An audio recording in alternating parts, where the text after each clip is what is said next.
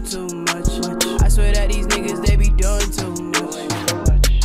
I ain't got it. What's good, YouTube? Welcome back to Money Got You TV, man. Today, we got the story of Lil JoJo from the Hip Hop Daily YouTube channel, man. So listen, man, Lil JoJo, a lot of newer fans that are just now starting to get into drill, they'll know who Lil JoJo is from videos like this. You know, the YouTube videos that talk about Lil JoJo and, of course, his past songs. But I remember when drill first started becoming popular, I was a senior in high school at that time. And I did not know who Chief Keef's ops were. You know, we saw Chief Keef and Durk and all them, you know, really blow up, but we didn't know who they was really beefing. And it wasn't until, for me personally, it wasn't until Lil JoJo dropped the BDK song that I was like, okay, so these are the niggas that they going against, man. So, and that song, even when it dropped way back then, it still has a big, I say it's definitely gonna go down as one of the, you know, one of the biggest songs from the Chicago drill movement, man. Because it really stirred up the pot big time between both sides. But we ain't doing no more talking, man. The story of Lil JoJo, let's get it. Lil JoJo was one of the early rappers of Chicago's drill movement. He shocked the whole city by dropping the song BDK, which took shots at the Black disciples. But the song also made him a big target and eventually cost him his life. Here's a closer look at the story of Lil JoJo. Lil JoJo was a rapper from the Inglewood neighborhood in the south side of Chicago. When he was only a few months old, his dad got locked up for attempted murder and spent 13 years in jail. He also has a brother who's a rapper named Swag De Niro, and the two was close growing up. JoJo was from the Brick Squad set of the Gangsta Disciples, who are known to beef with the Lamron set of the BDs. At one point, Brick Squad was also allied with STL EBT, which meant they beefed with O Block and 600. And that was another thing. Like at that time, like Lil JoJo, once I discovered who Lil JoJo was back then that's when I started hearing the Lil J, Swag De Niro, FBG Duck, like all of them started coming out of nowhere. Lil Mister, P Rico, you know, all of them. I was like, damn, like both sides really got a heavy, you know, damn near army on both sides. Brick Squad was also allied with STL EBT, which meant they beefed with O Block and 600.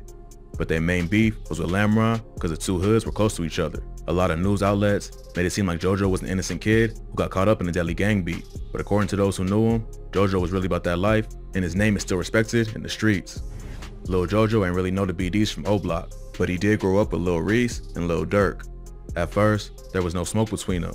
They wasn't cool with each other because they was in separate gangs, but they wasn't actively beefing. There's rumors that the beef really started over a fight at a basketball court. Some dudes from Lamron got into it with some dudes from Brick Squad, and after that, they started taking shots at each other on social media. At that time, Chicago drill was just starting to blow up, and Keef and Durk was two of the hottest rappers in the city. On March 28, 2012, Durk dropped the track L's Anthem. On the song, he took a shot at— You talk about another song that really shaped just the culture of Chicago, Chirac. L's Anthem is another one. On March 28, 2012, Durk dropped the track L's Anthem. On the song, he took a shot at Brick Squad, rapping, "Brick Squad, I say f*** 'em. Wooga World with him, so it's f*** 'em." Wooga World is another set of the GDs who are affiliated with Brick Squad.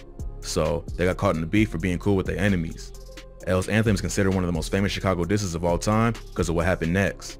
Lil JoJo and Swag De Niro first heard the song on the radio. Hearing his gang get dissed like that on a public platform made JoJo angry. When he heard the diss, he turned to his brother and said, "You heard that, bro? Hell nah, we gonna go crazy, that's it."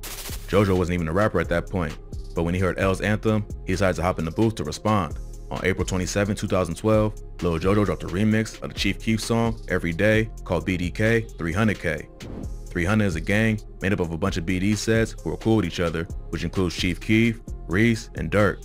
But instead of just going after them, he also titled the song BDK, taking shots at the entire gang. The song started a trend of other GD rappers claiming BDK, which just turned up the violence in Chicago. On the track, he also responded directly to Durk, rapping, "Durk say f*** Brick Squad, so I can't wait to catch him. Squeeze his f***ing 40, now they got him on a stretcher."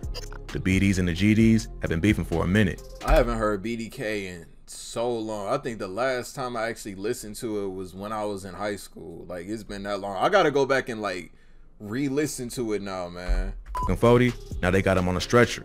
The BDs and the GDs have been beefing for a minute, but when Lil JoJo dropped BDK, he brought the attention of the internet, which took the war to a whole different level.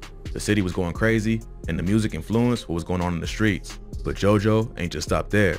BDK earned him a lot of clout in the city, so he kept dropping diss tracks to build his career as a rapper. He followed up with the track Tied Up not long after. In the video for the song, JoJo sends shots at his ops while a Chief Keef lookalike is tied to a chair. At the time, Keef was one of the biggest artists in the world after blowing up with I Don't Like just a few months before. So Lil JoJo knew that this was gonna attract a lot of attention. But JoJo still ain't finished there. In August 2012, he dropped a remix of the Yo Gotti song, I Got That Sack, where he continues to take shots at 300. On the track, he raps, "Catch him in traffic with Lil Reese. Man, they gon' feel this Mac. BDK, that's my team, and my city got my back. Went to school with these but that don't mean shit. My tail knocked him out, you should've seen that shit." He mentions Lil Reese by name and claims one of his homies knocked him out. He also takes shots at Durk, rapping, "Durk a calling phones, saying he don't want no beef. But this rap, I ain't gonna talk, I'ma leave it in the streets." It sounded like JoJo was suggesting, I'm telling you, at that time, like nowadays, you know, everybody doing the whole, you know, name dropping shit, but before Chicago drill started becoming popular, niggas would never name drop people like that in the song at all. If you had an issue with a nigga, you would have to like put together pieces of a puzzle to be like, oh, he dissing him. No, in Chicago songs on both sides, they dropped names. Like you knew who the beef, who the diss was about and all that, man. Like they ain't even hide that shit. Nowadays, you know, like I said, Chicago drill started a lot of shit that's, you know, popular right now. And shout out to everybody doing their thing right now, but remember where this shit all started. Then Durk calling phones, saying he don't want no beef. But this rap, I ain't gonna talk, I'ma leave it in the streets. It sounded like JoJo was suggesting that Durk tried to call him to squash the beef, but he ain't want to hear it. In the outro to the song, they take it a step further by taking shots at David Barksdale, aka King David, the founder of the Black Disciples. At the end of the song, JoJo's homie, Pete Rico, can be heard shouting, "JoJo going dumb on Durk's ass, BDK, die L's, on Queen Dave. Dissing your ops is one thing, but once you drag a legendary OG like King David into the beef, then anything goes." So, Lil JoJo was quickly becoming one of the most hated GDs in the city. Then, on September 4th, 2012, Lil JoJo was murdered after dropping his location on social media. According to rumors, earlier in the day, he saw some dudes from Lamron and shot at them, but ain't hit nobody. Then, while JoJo and his brother was riding through the hood, they spotted Lil Reese. They started yelling out the window, dissing him and calling him a Lil Reese can be heard yelling back, "I'ma kill you." I remember. Hey, yeah. Wrong with you, hey, I am Brick Squad. Yeah, Brick Squad, boy. What you talking about, boy? We get on. Like that shit sounded 4K audio. I'ma kill you. I'ma kill you. Like, dog, come on, man. That was like when JoJo ended up getting killed, and when they discovered this video, that was when the Grim Reaper thing started for Lil Reese, man. That shit's so eerie, dog. Hey, I am Brick Squad. Yeah, Brick Squad, boy. What you talking about, boy? We get on. Like he could have just said, "I'ma beat your ass," but he added on the "I'ma kill you" part. That shows how personal this shit is. What you talking about, boy? We get on. JoJo went home and uploaded the video to YouTube and tweeted about it to mess with his op. He tweeted, "Just call at Lil Reese 300 in traffic and his daddy trying to talk it out. Hashtag no talking, hashtag Brick Squad," followed by a link to the video. The video quickly went viral, starting a Twitter war between JoJo and Lil Reese. According to some sources, not long after that incident, JoJo was on the block shooting dice with some of his homies when police pulled up and arrested him for gambling. He was taken down to the station and questioned, but was released the same day. He continued this in Lil Reese online, tweeting out, "I'm out here on my 2 feet, where you at Lil Reese," letting Reese know he was ready for the smoke. He took it a step further by following up with, "Laugh my ass off, I'm on 069, stop the flexing." That's like literally that location shit, man. Like y'all gotta be careful with that. And the entire city know his current location. This was a deadly mistake by Lil JoJo. He tweeted his location around 7:30 p.m. and by 9 p.m. he was found dead from a gunshot wound on the 6900 block of South Princeton Avenue, exactly where he said he was online.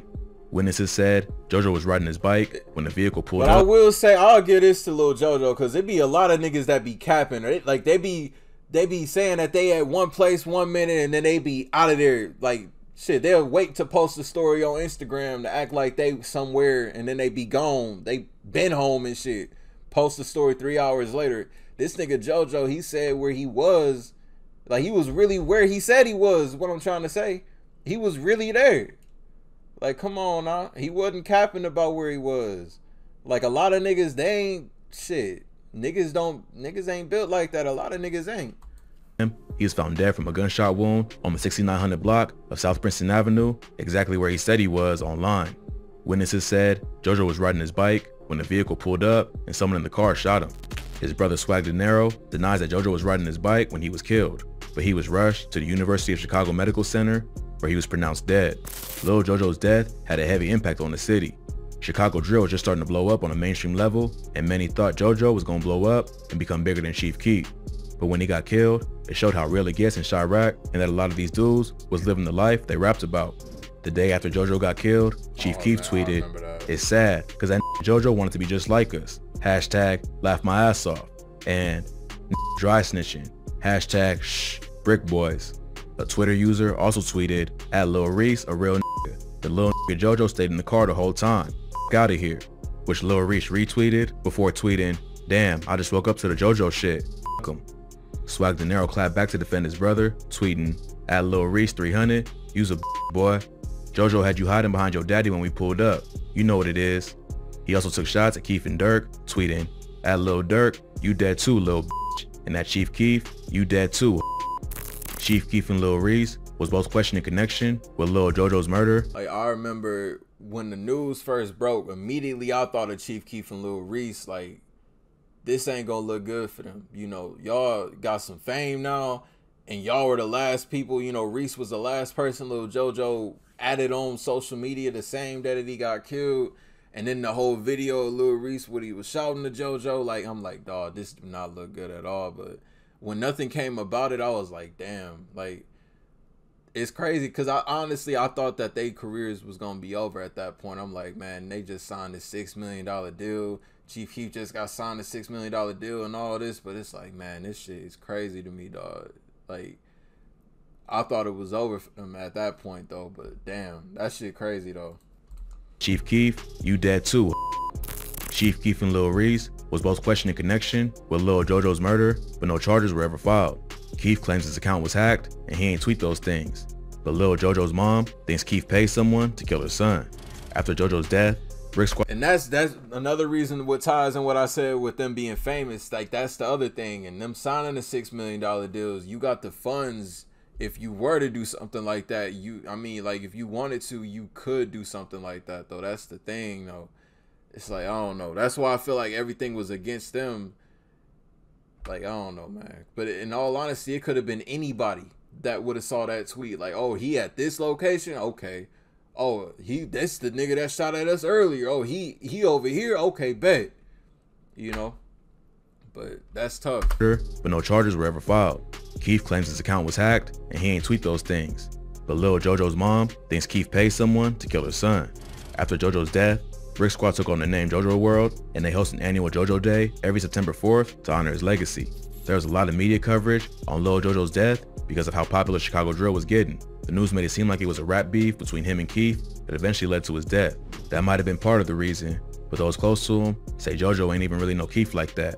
He was really beefing with Lamron, and Keef just caught a couple of disses because he was cool with them, and also the most popular BD rapper in Chicago. No one was ever arrested for Lil JoJo's death, but about a year later, Swag De Niro hinted that whoever was responsible was no longer breathing. He tweeted, "You fans can get sent off by this rap if y'all want to. On phone them, y'all don't know how this go for real. Hashtag no talking. Even the ops know the motherfucker who took my bro ain't walking this earth no more. F him too." Lil JoJo's death will always be tied to the beef with Chief Keef because of the 300K diss, but in reality, it could have been anyone. He took shots at an entire gang, then told the world his location on social media, making him a target for anyone who felt disrespected. Those close to JoJo say he was a real problem in the streets, and his ops saw him as a legit threat. So, it was his reputation that led to his murder more than the music. Lil JoJo is another talented rapper from Chicago who was killed before reaching his full potential. He had a catchy flow and could have made it big if he had enough time to focus on his music, but unfortunately, his reputation caught up to him before he could make it out of the streets. Basketball? R.I.P. Lil JoJo, man. The story of Lil JoJo from Hip Hop Daily YouTube channel. Link down below in the description for y'all to check it out in its entirety, uninterrupted. Y'all new to the channel, y'all rock with me, want daily reaction videos, hit that subscribe button, follow me to the next video. I'll see y'all then. Thank you for watching Maniachi TV. I'm out. I ain't gotta do too much. ain't got it